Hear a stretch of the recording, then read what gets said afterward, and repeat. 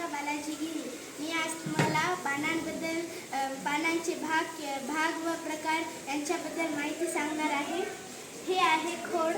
या खोडाला हे आहे खोड आणि हे आहे पेर. या खोडाला पेराच्या जागी पाने असतात. हे पाने सामान्यतः ती पातळ व पसरट असतात. हे तुम्ही बघू शकता. हे आहे पर्णपत्र. पानांना सामान्यतः हिरवा रंग का येतो तुम्हाला माहीत आहे का? पानांमध्ये हिरवा रंगद्रव्य असते म्हणून पानांना हिरवा रंग येतो. हे आहे पर्णपत्र. हे पूर्ण भाग आहे पर्णपत्राचा. पर्णपत्राच्या कडेला पर्णधारा म्हणतात.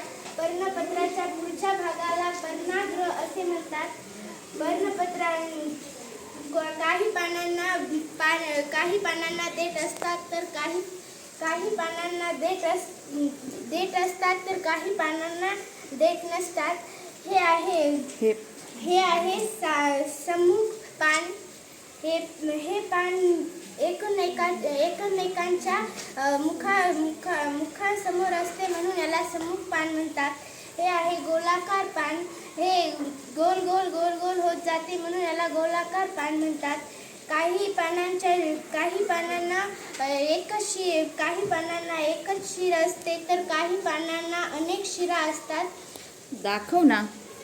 काही पानांना एकच शिर असते त्या पानांना साधे पान म्हणतात व काही पानांना अनेक शिरा असतात म्हणून त्याला संयुक्त पान म्हणतात. पानांच्या एकदम खालच्या भागाला पर्णतर म्हणतात. पानांना देठ असते त्या देठापाशी पाने येतात त्या पानांना उपपर्ण म्हणतात.